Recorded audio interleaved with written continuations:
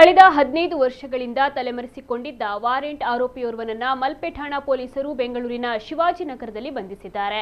ಉಡುಪಿಯ ಪಡುತೋನ್ಸೆ ಗ್ರಾಮದ ನಿವಾಸಿ 42 ವರ್ಷದ ಜುಬೇರ ಬಂಧಿತ ಆರೋಪಿ. ಈತನ ಪತ್ತೆಯ ಬಗ್ಗೆ ಪೊಲೀಸ್ ಉಪಾಧೀಕ್ಷಕರು, ಉಡುಪಿ ಉಪವಿಭಾಗ ಮತ್ತು ಮಲ್ಪೆ ಪೊಲೀಸ್ ವೃತ್ತ ನಿರೀಕ್ಷಕರ ಮಾರ್ಗದರ್ಶನದಲ್ಲಿ ಮಲ್ಪೆ ಪೊಲೀಸ್ ಠಾಣಾ ಉಪನಿರೀಕ್ಷಕ ಅನಿಲ್ ಕುಮಾರ್ ಡಿ ಅವರ ನೇತೃತ್ವದಲ್ಲಿ ತಂಡವೊಂದನ್ನು ರಚಿಸಲಾಗಿತ್ತು. ಮಲ್ಪೆ ಪೊಲೀಸ್ ಠಾಣಾ ಸಿಬ್ಬಂದಿಗಳಾದ ಎಚ್ಸಿ ಸುರೇಶ್ ಕುಮಾರ್, ಎಚ್ಸಿ ವಿಶ್ವನಾಥ್ ಮತ್ತು ಎಚ್ಸಿ ಭಾಸ್ಕರ್, ಪಿಸಿ ಕುಬೇರ ಅವರು ಬೆಂಗಳೂರಿನ ಶಿವಾಜಿನಗರ ಎಂಬಲ್ಲಿ ದಸ್ತಗಿರಿ ಮಾಡಿದ್ದು ಆರೋಪಿಯನ್ನ ನ್ಯಾಯಾಲಯಕ್ಕೆ ಹಾಜರುಪಡಿಸಿದ್ದಾರೆ.